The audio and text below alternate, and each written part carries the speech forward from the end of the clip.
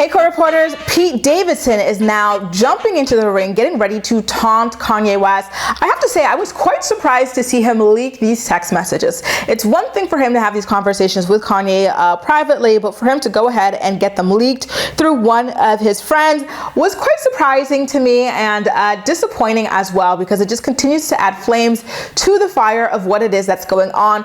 Also worth noting, you guys, a lot of people think that this drama is a very convenient smoke screen for Kim Kardashian's "women get up and work because y'all are lazy" comments that dropped around at the same time. I'm curious what you think about that in the comment section. But anyway, let's get into the text messages that Pete had sent Kanye. First of all, he addressed himself in his text message to Kanye as Skeet. He says, "Yo, it's Skeet. Can you please take a second and calm down? It's 8 a.m. and it don't gotta be like this. Kim is literally the best mother I've ever met. What she does for those kids is amazing, and you are so effing lucky that she's your kid's mom. I've decided I'm not gonna let you treat us this way anymore, and I'm done being quiet. Grow the F up." Interesting, because at this point it sounds like Pete might have met the children or something like that, because for a long time it was being said that he didn't get to meet the kids yet, and that Kanye did not want that to happen. So based off this first text, I'm like, okay, I guess you met the children at this point, right? So Kanye, the troll, responds with, "Oh, you using profanity. Where are you right now?" And this is where Pete taunts him. He goes, "In bed with your wife," and he posts a selfie of him, and guess what you see right here on his right side of his chest? The name Kim tattooed on him, which to me is psychotic behavior, because this PR relationship has only been going on for a couple of months, you know, and up until a couple of days or weeks ago, he had not even met the children. So for him to go ahead and get her name tattooed on him is a little creepy. It's a little scary. I'm not even gonna lie. Kim, you jumped out of the, what do you call it? Out of the oil and into the frying pan between these two guys. Neither of them, in my opinion, are all that stable, but I digress. Moving right along. Kanye says, "Oh, well, happy to see you're out of the hospital and rehab."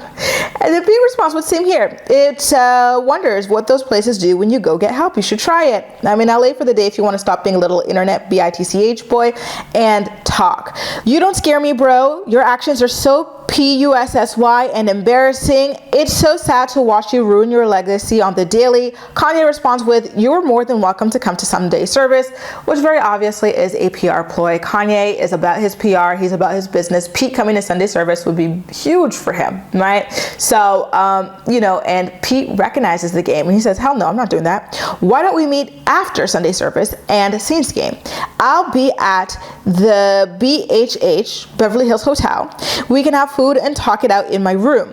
Privately, one-on-one, man-to-man. What you are doing to your family is dangerous and going to scar them for life. Please handle these matters privately, bro. I beg you." So when I first read this part of Pete's message, when he goes after Sunday service and Saints game, I was like, wait a minute, Saints. I was thinking of the football, because like I don't watch the football, but I know that there's a football team called the Saints, and I know that because when Kim was dating Reggie Bush, he played for the Saints. So I was like, oh, like I thought we just had the Super Bowl. We're back already, okay. But now I'm like, oh, Kim and Kanye have a son named Saint. Does that mean that Pete would be at Saints game and then he wanted to meet up with Kanye after that? Or Kim just told him, "Listen, I'm going to Saints game at this time, and then like maybe we'll do something another time a little bit later on." That's interesting, right? Worth noting. Again, it begs the question, has he met these children at this point?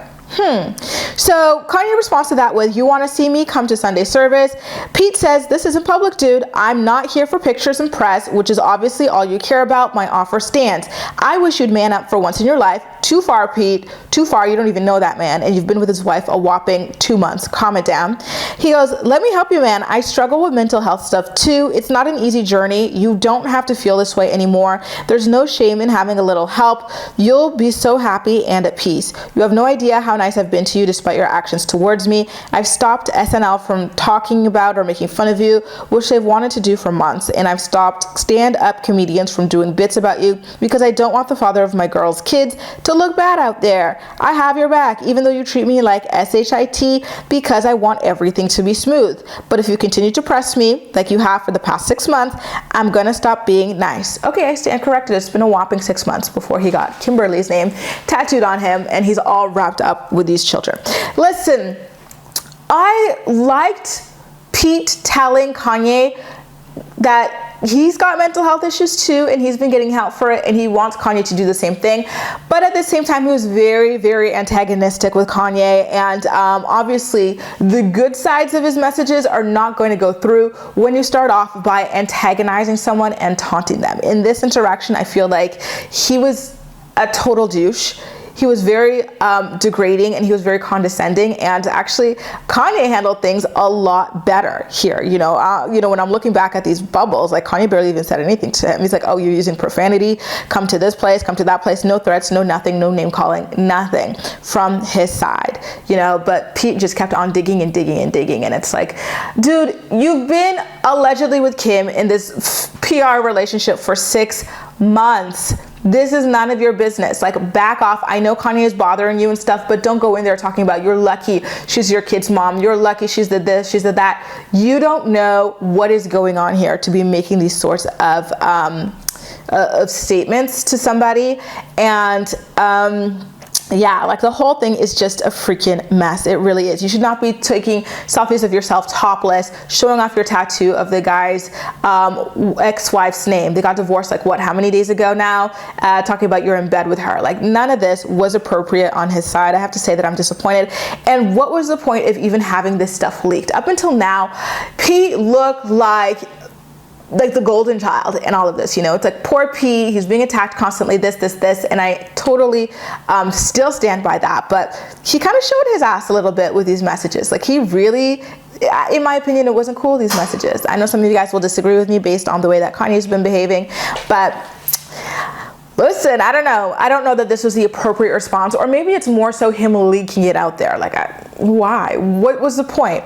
I like it. I appreciate the content, of course, but what was the point at the end of the day? You know, on one hand, you're talking about you don't want stuff about Kanye out there and you because it'll embarrass the kids. On the other hand, you're like, okay, well, I'll release it myself and embarrass the kids myself. So, hello, you know what I mean?